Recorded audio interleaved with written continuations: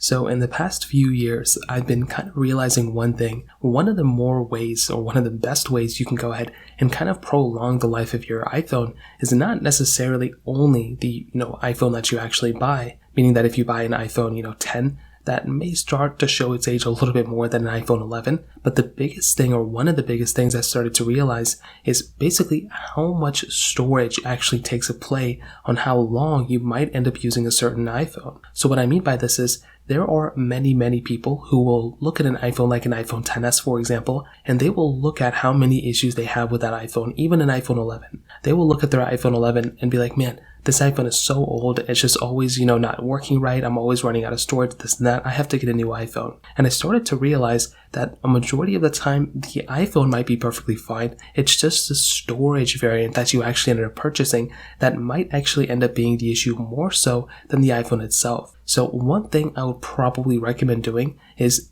if you're in a situation very soon or right now where you're probably going to be upgrading your iPhone, the best thing I could probably recommend you to do is to actually go ahead and upgrade your storage, or see how much storage you're actually using on your phone before you actually go and upgrade. The first thing I would recommend though is that if you're going from an iPhone 11, let's say, and you have 64 gigabytes there, and you're going to another iPhone at 64 gigabytes, that might be okay. But I would probably try swinging for at least a 128 gigabyte iPhone. That way you can rest assured that, as long as you're not doing anything crazy, you will be able to use that iPhone for probably a much longer period of time than that 64 gigabyte iPhone, just because you have twice the amount of storage. That way you're not running into any, system storage issues. There's always weird stuff going on in the back end of iOS that just clogs up so much storage. So that's probably the first thing I recommend doing. But also another massive thing is that if you're actually owning, an iPhone 11, let's say at 64 gigabytes, the last thing you want to do is to downgrade to a phone